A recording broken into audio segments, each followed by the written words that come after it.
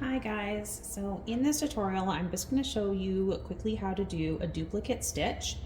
So this method of adding a motif or a design to the front of a beanie is used commonly in place of carrying stitches or floats in the back. So rather than working multi-stranded or double-stranded knitting, you can actually duplicate stitch your design onto the front of your beanie once your beanie is completed.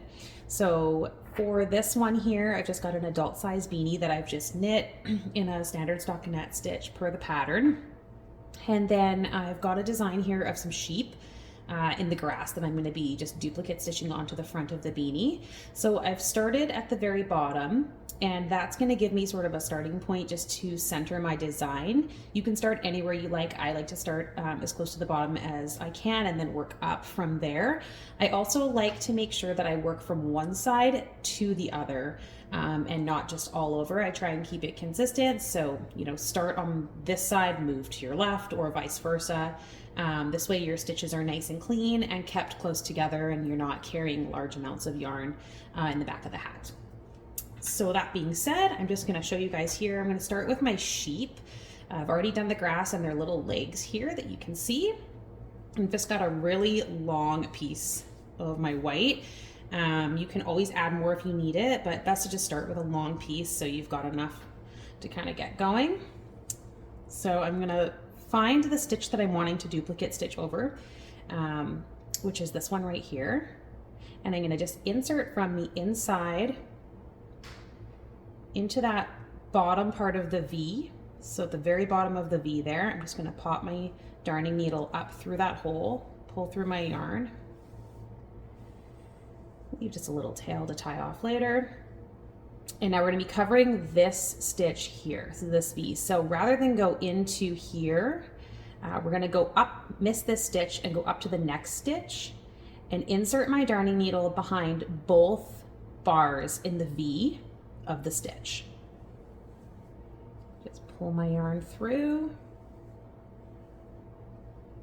It's important to keep tension very similar across the entire piece. Don't make some of them too tight, some of them too loose. You want your tension to be really consistent across all of your stitches.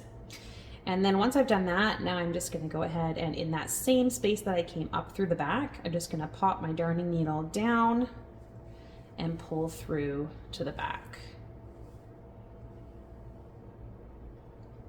So there you can see we've covered that one stitch, and I'm just going to move, I'm moving to the left. So I'm just going to move over to the next stitch, and same thing, find that hole, that space right underneath the V of the stitch we're wanting to cover.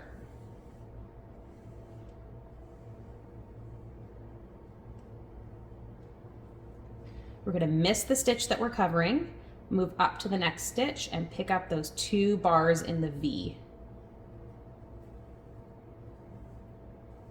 Pull our yarn through, and then back down through the same hole at the bottom of the stitch that we came up through.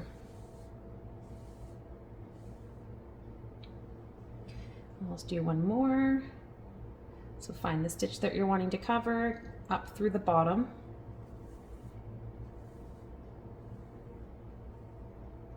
Skip the stitch we're covering. Pick up 2 bars of the stitch above, just go right behind it.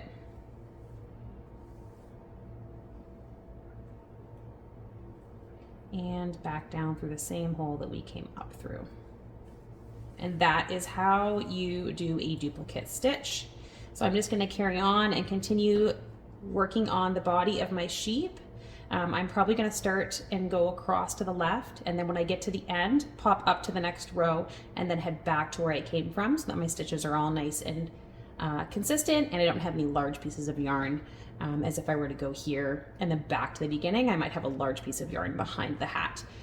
So that is how you duplicate stitch onto the front of the beanie.